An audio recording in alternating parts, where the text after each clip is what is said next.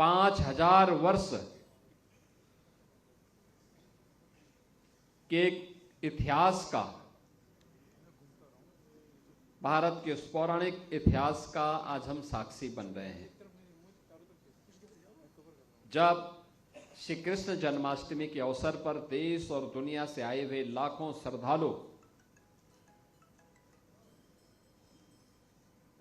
कितनी भक्तिमय भाव के साथ यहां पर दर्शन के लिए और यहां की पावन माटी के रज रज में कृष्ण भाव की उस पावन भक्ति को अंगीकार करने के लिए उतावले दिखाई दे रहे हैं।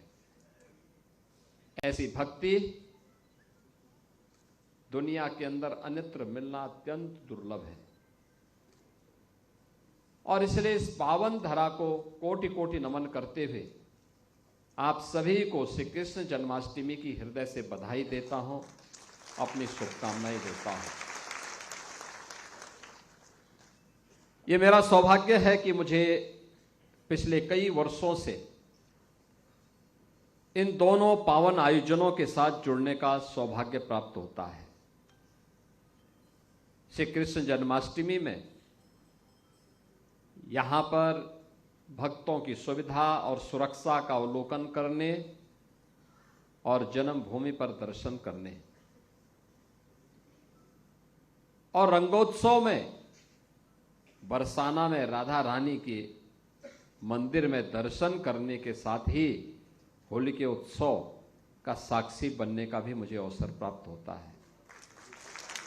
यह हमारा दायित्व बनता है कि आदरणीय प्रधानमंत्री जी ने जो प्रेरणा हम सबको दी है, वह प्रेरणा है भारत दुनिया के अंदर अपनी आध्यात्मिक विरासत के साथ ही अत्याधुनिक विकास के एक बेहतरीन संगम के रूप में अपने आप को स्थापित करे।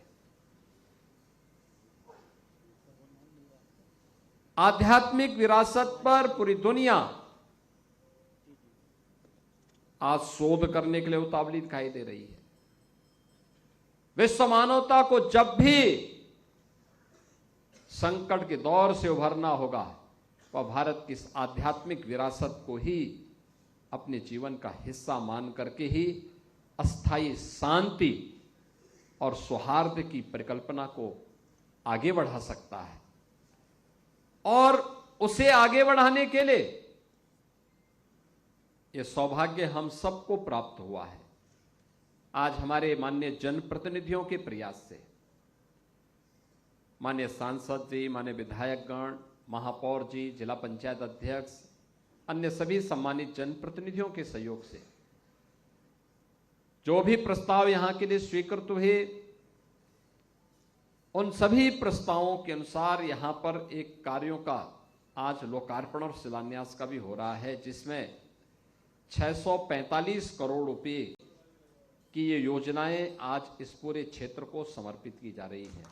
मैं इसके लिए भी मथुरा, वृंदावन, बरसाना, गोकुल, बलदेव, गोवर्धन, राधा कुंड जैसे पावन तीर्थों से जुड़े हुए और इस संपूर्ण जनपद से जुड़े हुए आप सभी नागरिकों को, श्रद्धालुजनों को हृदय से बधाई देता हूं। बहनों और भाइयों, भारत को अपनी गौरवशाली विरासत पर पूरा गर्व करने का अधिकार है। उसे हम आगे बढ़ाएं।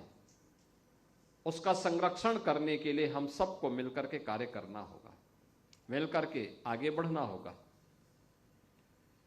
हमारे पूर्वजों ने विपरीत परिस्थितियों में भी इसका संरक्षण किया और आज तो सब कुछ है। केंद्र में प्रधानमंत्री मोदी जी के नेतृत्व में और राज्य में भी ये डबल इंजन की सरकार लगातार इसके लिए प्राणपण से जुड़ करके कार्य करना चाहती है और इसलिए आध्यात्मिक विरासत का संरक्षण हो, लेकिन आधुनिक विकास भी हो, सुविधाएं बढ़े। हम अपनी पौराणिक पहचान के साथ ही वर्तमान विकास से जनता जनार्दन को वंचित न करने दें, इसके लिए एक व्यवस्था बनाई है। मैंने इस बारे में कहा था कि मथुरा वृंदावन के साथ साथ सभी तीर्थों की समग्र विकास के साथ ही श्रद्धालुओं की सुविधा, उनकी सुरक्षा को सर्वोच्च प्राथमिकता देते हुए एक बड़ी कार्य योजना बननी चाहिए मथुरा वृंदावन आदि तीर्थों की दिशा से, और उस पर हमारा मंथन चल रहा है, कार्रवाई प्रारंभ होने वाली है। अकेले ब्रज क्षेत्र के लिए, यहां के समग्र विकास के लिए 30,000 करोड़ रुपए की एक नई कार्य योजना को लेकर के हम लोग आ रहे हैं। हमारा ब्रज क्षेत्र फिर से द्वापर की स्मृतियों को ताजा करेगा। जिस ब्रज क्षेत्र में रहकर के अपना पूरा जीवन समर्पित भाव के साथ हमारे पूज्य संतों ने श्री कृष्ण की भक्ति के लिए, श्री राधा जी की भक्ति के लिए, इन पावन तीर्थों के संरक्षण के लिए अपने आप को समर्पित किया है, उन भावनाओं को सम्मान करने के लिए सरकार आज प्रतिबद्धता के साथ कार्य कर रही है। बहनों और भाइयों, इसके लिए लगातार प्रयास हो रहे हैं। आपने देखा होगा एक एक करके वे फिर से जिसके बारे में लोग कहते थे नहीं हो सकता है, आज उस असंभव को संभव बनाया गया है। कोई सोचता था आज से 14-10 वर्ष पहले, 8 वर्ष पहले कोई ये मानता था कि काशी में काशी विश्वनाथ धाम इतना भव्य बन पाएगा? कोई सोचता था? कोई सोचता भी नहीं था। लेकिन आज आप जाइए काशी में, काशी विश्वनाथ धाम में, जहां पर आज से 10 वर्ष पहले 50 श्रद्धालु एक साथ दर्शन नहीं कर पाता था बाबा विश्वनाथ के धाम में, आज एक साथ 50,000 श्रद्धालु भी आ जाएगा तब भी वहां दर्शन कर लेगा। और महाकुंभ के दौरान इस सावन मास में 8 से 10 लाख श्रद्धालु प्रतिदिन वहां दर्शन किया है।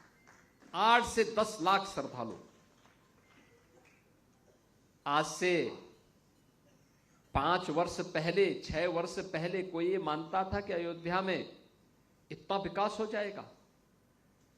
श्री राम मंदिर निर्माण के बारे में लोग कहते थे रे ये सब केवल एक जुमला है। जिन लोगों ने जीवन भर जुमला ही पढ़ा है उनको ये भी संकल्प जुमला लगता था। लेकिन बहनों और भाइयों, आज आप देख रहे होंगे अयोध्या धाम में श्री राम जन्मभूमि पर भव्य मंदिर बन चुका है। रामलला फिर से विराजमान हो गए हैं। अयोध्या त्रेता युग के स्मरण करा रही है। और अगर काशी में और अयोध्या में विकास उन नई ऊंचाइयों पर पहुंच चुका है, तो योग माया का जन्म तो हुआ था इसी धरा पर। आप कभी विंध्यवासिनी धाम में जाकर के देखिए, वहां भी एक नया कॉरिडोर बन गया है, भव्य कॉरिडोर बन गया है। मां गंगा की अविरलता और निर्मलता के बारे में चौधरी लक्ष्मी नारायण जी भी यहां बता रहे थे। पहले लोग कहते थे कि गंगा जी का जल, आज से 10 वर्ष पहले लोग कहते थे कि गंगा का जल आचमन तो दूर, स्नान लायक भी नहीं। ठीक बोल रहे थे, ऐसे लोग बोलते थे। लेकिन आज प्रधानमंत्री मोदी जी के विजन के कारण, उनके नेतृत्व में नमामि गंगे परियोजना के माध्यम से गंगा जी अविरल भी है, निर्मल भी है। और महाकुंभ प्रयागराज ने साबित करके दिखा दिया है। लगभग 67 करोड़ श्रद्धालुओं की वहां उपस्थिति इस बात का साक्षी है कि जो भी आया संगम में पावन आस्था की डुबकी लगा करके महाकुंभ की सफलता को नई ऊंचाई पर पहुंचाया। हम लोगों ने 2019 में प्रयागराज कुंभ के उपरांत इसी वृंदावन धाम में वैष्णव कुंभ के भी आयोजन के साथ हम जुटे थे। उसके उपरांत उस आयोजन के साथ हम जुटे थे। कितना पावन आयोजन था, कैसे लोग बड़ी श्रद्धा भाव के साथ पूरे आयोजन के साथ जुड़ रहे थे। बहनों और भाइयों, ये चीजें दिखाती हैं ये संभव है और अब आप मान करके चलिए, जैसे नमामि गंगे परियोजना के परिणाम सार्थक हुए हैं, आज गंगा में डॉल्फिन दिखाई देती है, जलीय जीव दिखाई देते हैं, ऐसे ही यमुना जी के बारे में भी एक नई कार्य योजना बना करके यमुना मैया की भी अविरलता और निर्मलता के लिए डबल इंजन सरकार पूरी ईमानदारी उसके साथ, पूरी प्रतिबद्धता के साथ कार्य करेगी। कोई सोचता था बरसाना में रोपवे बनेगा, आज आप देख रहे होंगे कितनी सफलतापूर्वक। पिछली बार जब हम लोग आए थे, रोपवे से हम लोग गए थे, दर्शन किया। जो बुजुर्ग थे, जिन लोगों को चलने में थोड़ा कठिनाई थी, उन लोगों को भी अब सुविधा हो गई है। ये विकास का लाभ इसी रूप में मिलना चाहिए, इसी रूप में ये आगे बढ़ना है। और मैं आपको आज इस बात के लिए आश्वस्त करता हूं कि हमारे माननीय जनप्रतिनिधिगण लगातार यहां के विकास के लिए कार्य कर रहे हैं। हम अपने आप को चलने वाली इस प्रक्रिया के साथ, कल आपने देखा होगा भारत ने अपनी आजादी के 78 वर्ष पूर्ण किए। लाल किले की प्राचीर से प्रधानमंत्री मोदी जी ने देशवासियों के सामने कुछ नए संकल्प रखे। आजादी के अमृत महोत्सव के कार्यक्रम के अवसर पर भी प्रधानमंत्री मोदी जी ने देशवासियों के सामने कुछ बातें कही थी। उन्होंने तब भी कहा था कि हमारे सामने संकल्प होना चाहिए कि जब देश अपनी स्वतंत्रता का शताब्दी महोत्सव मना रहा होगा, तब हमें भारत को कहां ले जाना है, कैसा भारत चाहिए, कैसा भारत होना चाहिए। उस भारत के लिए ये केवल सरकार की जिम्मेदारी है क्या? सरकार, जब समाज आगे होगा, सरकार पीछे होगी। विकास बुलेट ट्रेन की स्पीड से भागता है और हमें विकास को उसी दिशा में आगे बढ़ाना है। एक लंबा लक्ष्य दिया है 2047 का। प्रधानमंत्री जी ने कल अलग अलग संकल्पों के माध्यम से आगामी कार्यक्रमों की घोषणा भी की है।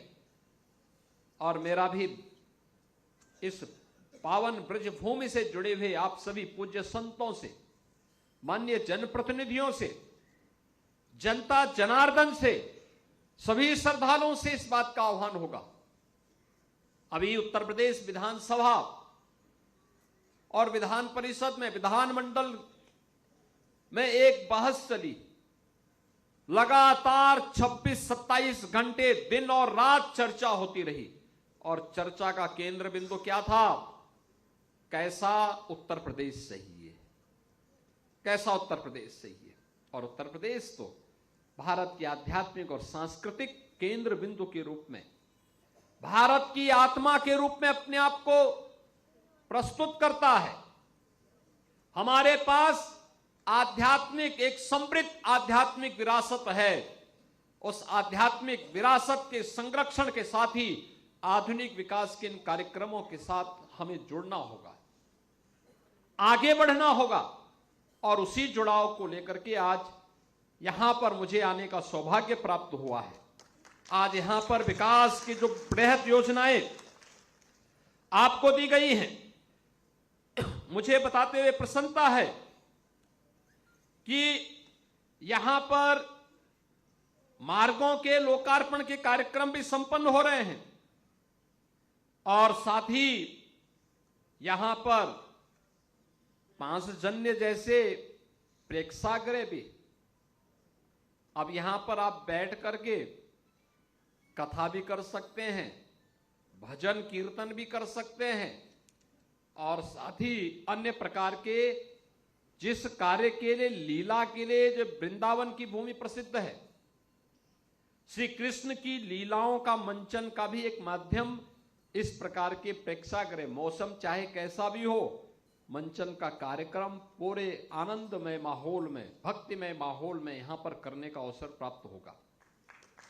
आज का ये कार्यक्रम यहां पर इन सभी के साथ हम सबको जोड़ता है, चाहे वह परिक्रमा मार्ग का हो, चाहे वह यहाँ के बड़े बड़े मार्गों के निर्माण का हो, यहाँ पर प्रवेश द्वारों और कुंडों के फसाड लाइटिंग का है, यहाँ पर अन्य श्रद्धालुओं की सुविधा से जुड़े हुए और यहाँ के विकास से जुड़े हुए जो अन्य तमाम महत्वपूर्ण स्थल हैं, स्वास्थ्य से, शिक्षा से, कनेक्टिविटी से, जल संरक्षण से, पर्यावरण संरक्षण से और यहाँ के विकास से जुड़े हुए